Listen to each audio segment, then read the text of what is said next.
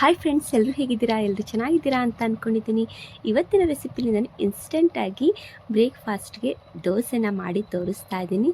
ತುಂಬಾ ಚೆನ್ನಾಗಿ ದೋಸೆ ಬಂದಿದೆ. ನೀವು ಕೂಡ ಒಂದ್ಸಲ ಟ್ರೈ ಮಾಡಿ ನೋಡಿ, ತುಂಬ ಚೆನ್ನಾಗಿ ಬರುತ್ತೆ. ಕೇವಲ 5 ನಿಮಿಷದಲ್ಲೇ ಈ ದೋಸೆನ ನಾವು ಮಾಡ್ಕೊಳ್ಬೋದು. ಇದು ಹೇಗೆ ಮಾಡೋದು, ಇದಕ್ಕೆ ಏನೇನು ಬೇಕಾಗಿದೆ ಅಂತ ನೋಡ್ಕೊಂಡು ಬರೋಣ ಬನ್ನಿ. ಹೊಸಬ್ರು ಯಾರು ನೋಡ್ತಾ ಇದ್ದೀರಲ್ಲ, ಪ್ಲೀಸ್ ನನ್ನ ಚಾನಲ್ಗೆ ಸಬ್ಸ್ಕ್ರೈಬ್ ಮಾಡಿಕೊಂಡು ನೋಡಿ. ವಿಡಿಯೋ ಇಷ್ಟ ಆದರೆ ಲೈಕ್ ಮಾಡಿ, ಕಮೆಂಟ್ ಮಾಡಿ, ಶೇರ್ ಮಾಡಿ. ಹಾಗಿದ್ರೆ ಬನ್ನಿ, ಈ ಸಾಫ್ಟ್ ಆದ ದೋಸೆ ಹಾಗೆಯೇ ಗರಿ ಗರಿಯಾದ ದೋಸೆನ ಹೇಗೆ ಮಾಡ್ಕೊಳ್ಳೋದು ಅಂತ ನೋಡ್ಕೊಂಡು ಬರೋಣ ಇವತ್ತಿನ ವಿಡಿಯೋದಲ್ಲಿ. ನೋಡಿ ಯಾವ ರೀತಿಯಾಗಿ ಸಾಫ್ಟಾಗಿ ಮಾಡ್ಕೊಳ್ಬೋದು ಅಂತ ಇವತ್ತಿನ ವಿಡಿಯೋದಲ್ಲಿ ತಿಳಿಸ್ಕೊಡ್ತೀನಿ. ನೋಡಿ ಹೇಗೆ ಬಂದಿದೆ ಅಂತ. ತುಂಬಾ ಸಾಫ್ಟಾಗಿ ಬಂದಿದೆ. ನಾವು ಯಾವ ಥರ ದೋಸೆನ ಮಾಡಿಕೊಂಡ್ರೂ ಕೂಡ ತುಂಬಾ ಚೆನ್ನಾಗಿ ಬರುತ್ತೆ. ನಾನಿಲ್ಲಿ ಆಲೂಗೆಡ್ಡೆ ಪಲ್ಯನ ಮಾಡ್ಕೊಂಡಿದ್ದೆ ಈ ದೋಸೆಗೆ. ನೋಡಿ ಇನ್ಸ್ಟೆಂಟಾಗಿ ನೀವು ಬೇಗನೆ ಮಾಡಿಕೊಳ್ಳೋ ರೆಸಿಪಿ ಇದು, ಮಾಡ್ಕೊಳ್ಬೋದು. ಬನ್ನಿ ಇದು ಹೇಗೆ ಮಾಡೋದು ಅಂತ ನೋಡ್ಕೊಳ್ಳೋಣ. ನೋಡಿ ಫ್ರೆಂಡ್ಸ್, ನಾನಿಲ್ಲಿ ಒಂದು ಮಿಕ್ಸಿ ಜಾರ್ನ ಇಟ್ಕೊಂಡಿದ್ದೀನಿ. ಇದಕ್ಕೆ 1.5 ಬೌಲಷ್ಟು ನಾನು ಬಾಂಬೆ ರವೆನ ತೊಗೊಂಡಿದ್ದೀನಿ. ಬೇಕಾದ್ರೆ ನೀವು ಚಿರೋಟಿ ರವೆ ಆದರೂ ತೊಗೊಳ್ಬೋದು. ನಾನಿಲ್ಲಿ ಬಾಂಬೆ ರವೆ ತೊಗೊಂಡಿದ್ದೀನಿ, ಅಂದರೆ ಮೀಡಿಯಮ್ ರವೆ. 1.5 ಬೌಲಷ್ಟು ಸೇರಿಸ್ಕೊಂಡಿದ್ದೀನಿ. ನಂತರ ಇದಕ್ಕೆ ನೋಡಿ 1 ಸ್ಪೂನಷ್ಟು ನಾನು ಗೋಧಿ ಹಿಟ್ಟನ್ನು ತೊಗೊಂಡಿದ್ದೀನಿ, ಅದನ್ನು ಕೂಡ ಸೇರಿಸ್ಕೊಳ್ತಾ ಇದ್ದೀನಿ. ಹಾಗೆಯೇ 1 ಸ್ಪೂನಷ್ಟು ಕಡಲೆ ಹಿಟ್ಟನ್ನ ಸೇರಿಸ್ಕೊಳ್ತಾ ಇದ್ದೀನಿ. ನೋಡಿ ಇದೆಲ್ಲ ಹಾಕಿದ ನಂತರ ಇದಕ್ಕೆ 2 ಸ್ಪೂನಷ್ಟು ನಾನು ಗಟ್ಟಿ ಮೊಸರನ್ನ ಸೇರಿಸ್ಕೊಳ್ತಾ ಇದ್ದೀನಿ. ನಿಮಗೆ ಮೊಸರು ಬೇಡ ಅಂತಂದರೆ ಮಜ್ಜಿಗೆ ಕೂಡ ಹಾಕ್ಕೊಂಡು ಮಾಡ್ಕೊಳ್ಬೋದು. ನೋಡಿ ನಾನಿಲ್ಲಿ 2 ಸ್ಪೂನಷ್ಟು ಮೊಸರನ್ನ ಸೇರಿಸ್ಕೊಳ್ತಾ ಇದ್ದೀನಿ. ನಾನು 1.5 ಬೌಲಷ್ಟು ರವೆ ಸೇರಿಸ್ಕೊಂಡಿದ್ದೆಲ್ಲ, ಇದಿಷ್ಟಾದರೆ ನಮಗೆ ಸಾಕು. 2 ಸ್ಪೂನಷ್ಟು. ಹಾಗೆಯೇ ನಂತರ ರುಚಿಗೆ ತಕ್ಕಷ್ಟು ಉಪ್ಪನ್ನು ಸೇರಿಸ್ಕೊಳ್ಳೋಣ ಇವಾಗ. ಹಾಗೆಯೇ ಒಂದು ಸ್ವಲ್ಪ ಅಂದರೆ ಒಂದು ಅರ್ಧ ಸ್ಪೂನಷ್ಟು ಸಕ್ಕರೆನ ಸೇರಿಸ್ಕೊಳ್ಬೇಕಾಗಿದೆ, ಇದು ಕಲರ್ಗೋಸ್ಕರ ಅಷ್ಟೇ. ನೋಡಿ ಇದೆಲ್ಲ ಹಾಕಿದ ನಂತರ ಇದಕ್ಕೆ ಸ್ವಲ್ಪ ನಾವು ನೀರನ್ನ ಸೇರಿಸ್ಕೊಳ್ಬೇಕಾಗುತ್ತೆ. ನಾನು ಯಾವ ಬೌಲಲ್ಲಿ ನಾನು ರವೆ ತೊಗೊಂಡಿದ್ದೆ ನೋಡಿ, ಅದೇ ಬೌಲಲ್ಲಿ 1 ಬೌಲಷ್ಟು ನಾನು ನೀರನ್ನ ಸೇರಿಸ್ಕೊಳ್ತಾ ಇದ್ದೀನಿ. ಸೇರಿಸ್ಕೊಂಡ ನಂತರ ಇದನ್ನು ಚೆನ್ನಾಗಿ ಹಾಗೆಯೇ ನಾವು ಮಿಕ್ಸರ್ಗೆ ಹಾಕ್ಕೊಳ್ಳೋಕ್ಕಿಂತ ಫಸ್ಟಿಗೆ ಈ ರೀತಿಯಾಗಿ ಸ್ವಲ್ಪ ಮಿಕ್ಸ್ನ ಮಾಡ್ಕೊಳ್ಬೇಕಾಗುತ್ತೆ. ಇಲ್ಲ ಅಂತಂದರೆ ಒಂದೇ ಕಡೆ ಅದು ಕುದ್ಕೊಂಡು ಬಿಡುತ್ತಲ್ವ, ಅದಕ್ಕೋಸ್ಕರ ಸ್ವಲ್ಪ ಚೆನ್ನಾಗಿ ಮಿಕ್ಸ್ ಮಾಡ್ಕೊಂಡ ನಂತರ ನಾವಿದನ್ನು ಮಿಕ್ಸರ್ಗೆ ಹಾಕ್ಕೊಳ್ಳೋಣ ಇವಾಗ. ನೋಡಿ ಈ ರೀತಿಯಾಗಿ ನಾನು ಮಿಕ್ಸ್ ಮಾಡ್ಕೊಂಡೀಗ ಮಿಕ್ಸರ್ಗೆ ಹಾಕ್ಕೊಂಡು ಬರ್ತೀನಿ. ನೋಡಿ ಫ್ರೆಂಡ್ಸ್, ನಾನಿಲ್ಲೀಗ ಮಿಕ್ಸರ್ಗೆ ಹಾಕ್ಕೊಂಡಿದ್ದೀನಿ.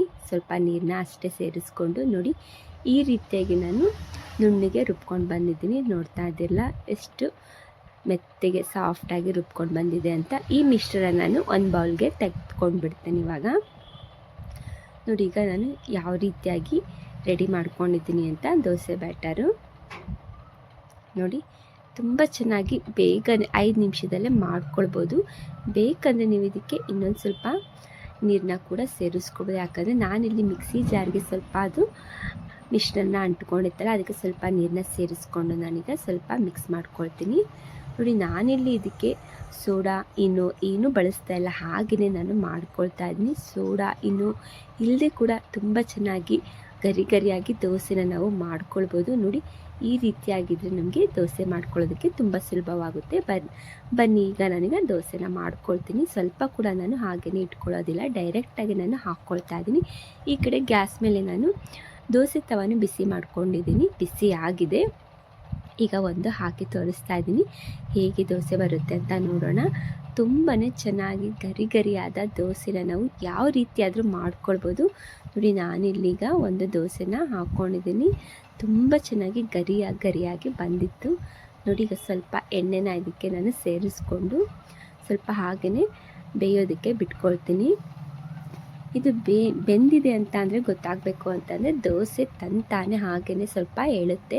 ನೋಡಿ ಈ ರೀತಿಯಾಗಿ ನಾನು ಸ್ವಲ್ಪ ಎಣ್ಣೆನ ಸವರ್ಕೊಂಡಿದ್ದೀನಿ. ಈಗ ಉಲ್ಟನ ಮಾಡ್ಕೊಳ್ತೀನಿ. ನೋಡಿ ಯಾವ ರೀತಿಯಾಗಿ ಕಲರ್ ಕೂಡ ತುಂಬಾ ಚೆನ್ನಾಗಿ ಬಂದಿತ್ತು. ನೋಡಿ ನೋಡ್ತಾ ಇದ್ದಿರಲ್ಲ, ನಾವು ಅಕ್ಕಿ ಉದ್ದಿನ ಬೇಳೆ ಹಾಕಿ ನಾವು ನೆನೆಸ್ಕೊಂಡು ಮಾಡ್ತೀವಲ್ಲ, ಸೇಮ್ ಅದೇ ರೀತಿಯಾಗಿ ಈ ದೋಸೆನ ರುಚಿ ಅಂತೂ ತುಂಬಾ ಚೆನ್ನಾಗಿ ಇತ್ತು. ಒಂದ್ಸಲ ನೀವು ಈ ಥರ ಟ್ರೈ ಮಾಡಿ ನೋಡಿ, ತುಂಬಾ ಚೆನ್ನಾಗಿ ಬರುತ್ತೆ.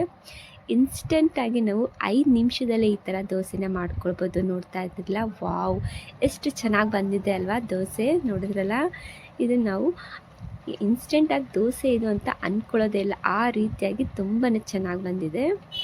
ನೋಡಿ ನೀವು ಯಾವ ರೀತಿಯಾಗಿ ಹೇಗಾದರೂ ನೀವು ಮಾಡಿಕೊಂಡ್ರೂ ಕೂಡ ಸ್ವಲ್ಪ ಕೂಡ ದೋಸೆ ಹರಿಯೋದಿಲ್ಲ, ತುಂಬ ಚೆನ್ನಾಗಿ ಬರುತ್ತೆ. ನೋಡಿ ಎಷ್ಟು ಚೆನ್ನಾಗಿ ಬಂದಿದೆ ಅಲ್ಲ. ಇನ್ನೊಂದು ಕೂಡ ನಾನು ಹಾಕಿ ತೋರಿಸ್ತೀನಿ. ತುಂಬಾ ಚೆನ್ನಾಗಿ ಬಂದಿದೆ. ಮಕ್ಕಳಿಗೇನಾದ್ರು ದೋಸೆ ಬೇಕು, ಈಗ ನಾವು ಅಕ್ಕಿ ನೆನೆಸ್ಕೊಂಡಿಲ್ಲ ಅಂದಾಗ ಈ ರೀತಿಯಾಗಿ ನೀವು ಇನ್ಸ್ಟೆಂಟಾಗಿ ನೀವು ಮಕ್ಕಳಿಗೆ ಮಾಡಿಕೊಟ್ರೆ ತುಂಬ ಖುಷಿ ಪಟ್ಕೊಳ್ತಿದ್ದಾರೆ. ಆದರೆ ರುಚಿ ಅಂತೂ ತುಂಬಾ ಚೆನ್ನಾಗಿ ಬಂದಿತ್ತು. ಒಂದು ಸಲ ನೀವು ಈ ವಿಧಾನದಲ್ಲಿ ಟ್ರೈ ಮಾಡಿ ನೋಡಿ, ಎಷ್ಟು ಚೆನ್ನಾಗಿ ಬಂದಿರುತ್ತೆ ಗೊತ್ತಾ. ನೋಡಿದ್ರಲ್ಲ ಹೇಗೆ ಬಂದಿದೆ ಅಂತ. 2 ಥರ ನಾನು ಹಾಕಿ ತೋರಿಸಿದ್ದೀನಿ. ಈಗ ನೆಕ್ಸ್ಟ್ ನಾನು ಚಿಕ್ಕದೊಂದು ದೋಸೆನ ಹಾಕ್ಕೊಳ್ತೀನಿ. ಅಂದರೆ ಸೆಟ್ ದೋಸೆ ಅಂತ ಹೇಳ್ತಾರಲ್ಲ, ಆ ರೀತಿಯಾಗಿ ನಾನು ಒಂದೇ ಸೌಟನ್ನ ತೊಗೊಂಡಿದ್ದೀನಿ. ಸ್ವಲ್ಪ ಅಷ್ಟೇ ನಾನು ತಿರುಗಿಸ್ಕೊಳ್ತೀನಿ, ಜಾಸ್ತಿ ತಿರುಗಿಸ್ಕೊಳ್ಳಲ್ಲ. ಇದು ಕೂಡ ತುಂಬಾ ಚೆನ್ನಾಗಿ ಬಂದಿದೆ. ಈ ದೋಸೆನೂ ಕೂಡ ಎಷ್ಟು ಸಾಫ್ಟಾಗಿ ಬಂದಿತ್ತು ಗೊತ್ತಾ. ಇದು ಕೂಡ ದೋಸೆ. ಇದಕ್ಕೆ ಸ್ವಲ್ಪ ಎಣ್ಣೆನ ನಾನು ಸೇರಿಸ್ಕೊಂಡು ಈಗ ಸ್ವಲ್ಪ ಬೇಯೋದಕ್ಕೆ ಹಾಗೇ ಬಿಡ್ತೀನಿ. ನೋಡಿ, ಈಗ ತುಂಬ ಚೆನ್ನಾಗಿ ದೋಸೆ ಬೆಂದಿದೆ. ಈಗ ನಾನು ತಿರುಗಿಸ್ಕೊಳ್ತೀನಿ, ಅಂದರೆ ಉಲ್ಟನ ಮಾಡ್ಕೊಳ್ತೀನಿ ಇವಾಗ ಈ ದೋಸೆನ. ನೋಡಿ, ವಾವ್, ಯಾವ ರೀತಿಯಾಗಿ ಕಲರ್ ಬಂದಿದೆ ಅಲ್ಲ, ಎಷ್ಟು ಚೆನ್ನಾಗಿ ಕಾಣಿಸ್ತಾ ಇದೆ. ತುಂಬ ಚೆನ್ನಾಗಿ ಕಲರ್ಫುಲ್ಲಾಗಿ ನಾವು ಇನ್ಸ್ಟೆಂಟಾಗಿ ದೋಸೆನ ಮಾಡ್ಕೊಂಡಿರ್ಬೋದು ಗೊತ್ತಾ. ಇದಕ್ಕೆ ಇನ್ನೂ ಬಳಸೋ ಹಾಗಿಲ್ಲ. ಹಾಗೆಯೇ ಸೋಡಾ, ಬೇಕಿಂಗ್ ಪೌಡರ್ ಏನೂ ಕೂಡ ನಾವು ಇದಕ್ಕೆ ಯೂಸ್ ಮಾಡಿಲ್ಲ. ಹಾಗೆಯೇ ತುಂಬ ಚೆನ್ನಾಗಿ ನಾವು ದೋಸೆನ ಮಾಡ್ಕೊಳ್ಬೋದು. ಒಂದು ಸಲ ನೀವು ಈ ವಿಧಾನದಲ್ಲಿ ಟ್ರೈ ಮಾಡಿ ನೋಡಿ, ತುಂಬ ಚೆನ್ನಾಗಿ ಬರುತ್ತೆ. ನೋಡಿದ್ರಲ್ಲ, 3 ಥರದ ದೋಸೆನ ನಾನಿವತ್ತು ಮಾಡಿ ತೋರಿಸಿದ್ದೀನಿ. ಈ ವಿಡಿಯೋ ನಿಮಗೆ ಇಷ್ಟ ಆಗಿದೆ ಅಂತ ಅಂದ್ಕೊಂಡಿದ್ದೀನಿ. ಈ ವಿಡಿಯೋ ನಿಮಗೆ ಇಷ್ಟ ಆದರೆ ಲೈಕ್ ಮಾಡಿ, ಕಮೆಂಟ್ ಮಾಡಿ, ಶೇರ್ ಮಾಡಿ. Thank you for the watching. Okay, bye bye.